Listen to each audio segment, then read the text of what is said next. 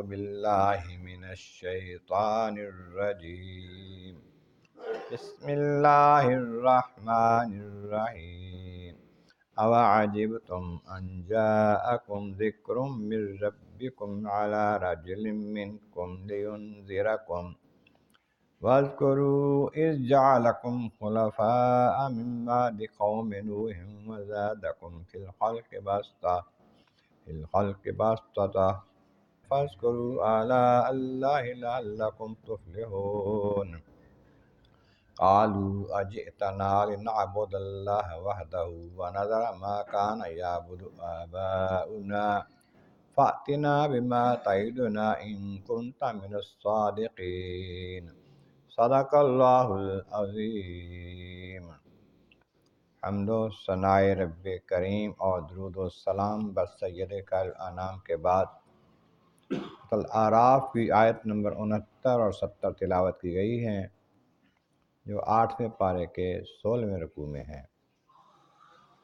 اس سے پہلی آیتوں میں فرمایا گیا کہ ہم نے قوم عاد کی طرف ہود علیہ السلام کو بھیجا، انہوں نے فرمایا کہ اللہ تمہارا معبود برحق ہے اور کوئی معبود نہیں ہے اس کے سوائے، عبادت کے لائق کوئی نہیں ہے۔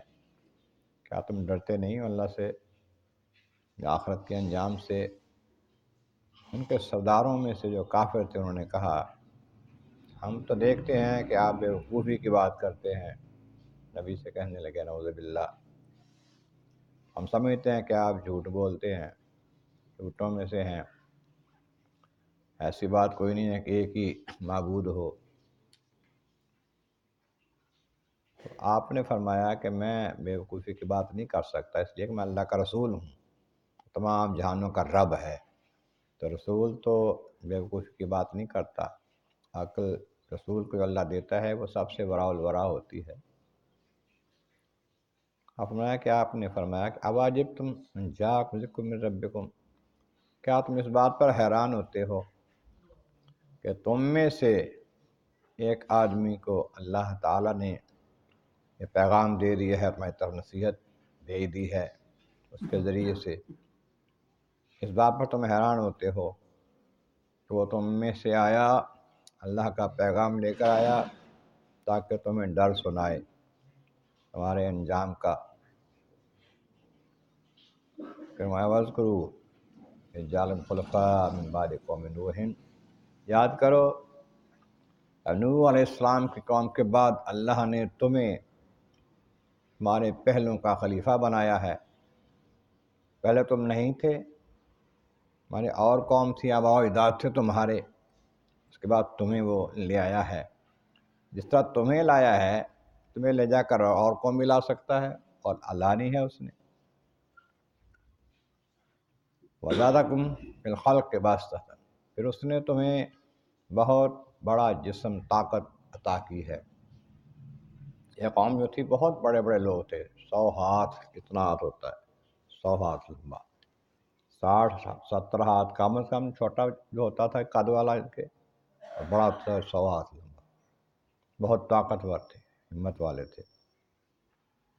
وہاں کہ یاد کرو اللہ نے تمہیں یہ طاقت بھی دی ہے، جسم بھی دیا ہے، تمہیں بلایا بھی ہے تمہاری پہلی قوموں کے بعد، ان کا خلیفہ بنا کر ان کے بعد تمہاری آئی ہے۔ فاذکروا آلاء اللہ لعلکم تفلحون، اللہ کی نعمتوں کو یاد کیا کرو تاکہ تم کامیاب ہو جاؤ۔ نعمتیں یاد کرنے کا مطلب یہ ہے کہ اس کا شکر کرے، جس کے لیے نعمتیں دی ہیں اس کے لیے استعمال کی جائیں۔ اگر ایسا کرو گے تفلحون، تم فلاح پا جاؤ گے، کامیاب ہو جاؤ گے۔ قوم کے لوگ کہنے لگے، سردار بالخصوص کافر تھے، قالوا جئتنا لنعبد اللہ وحدہ، آپ اس لیے آئے ہیں ہمیں یہ بتانے کے لیے کہ صرف ایک ہی معبود کی عبادت کریں، ایک ہی اللہ کی عبادت کریں ہم۔ نذر ما کان یعبد آباؤنا، ہمارے باپ دادا جن کی پوجا کرتے ان کو چھوڑ دیں ہم؟ بتوں کو پوجتے تھے، مختلف بت بنا رکھے تھے، کوئی بارش کا ہے، کوئی دھوپ کا ہے، کوئی کسی چیز کا ہے۔ وہ سمجھتے ہیں کہ اللہ تعالیٰ سارے نظام کو نہیں چلا سکتا، اس لیے مل کر سارے بت جو ہے مختلف کام کرتے ہیں، اللہ کے بتائے تو ہیں لیکن یہ سارے نظام کو چلاتے ہیں۔ تو وہ ہمارے باپ دادا بڑے عقلمند ہوتے تھے، وہ ان کی پوجا کرتے تھے، ہم ان کو کیسے چھوڑ دیں؟ تم نشانیاں دکھاتے ہو، معجزہ دکھاتے ہو، ہم نہیں مانتے، دلیلیں دیتے ہم نہیں مانتے۔ ہاں تم کہتے ہو کہ اگر نہ مانو کچھ عذاب آ جائے گا، فاتنا بما تعدنا، لاؤ وہ عذاب جس کا تم ہم سے وعدہ کرتے ہو، لے آؤ، ان کنت من الصادقین، اگر آپ سچے ہیں نا عذاب لاؤ، پھر ہم مانیں گے، پھر دیکھیں گے۔ یہاں تک وہ ہٹ دھرم اور ضدی ہو گئے۔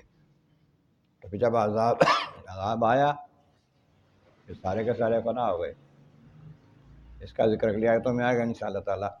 تو یہ قوم کی بدقسمتی ہے کہ ظاہری طور پر اپنی زندگی میں نعمتوں کو دیکھ کر نہ مانے اللہ تعالیٰ کو، نعمتوں کا شکر ادا نہ کرے، نعمتوں کو یاد دلانے والے کی مخالفت کرے، اور پھر اس کے بعد جب عذاب آ جائے پھر کب مانتے ہیں، لیکن پھر ماننے تو کام نہیں آتا۔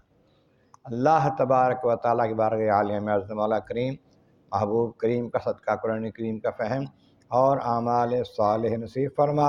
وآخر دعوانا الحمد للہ رب العالمین۔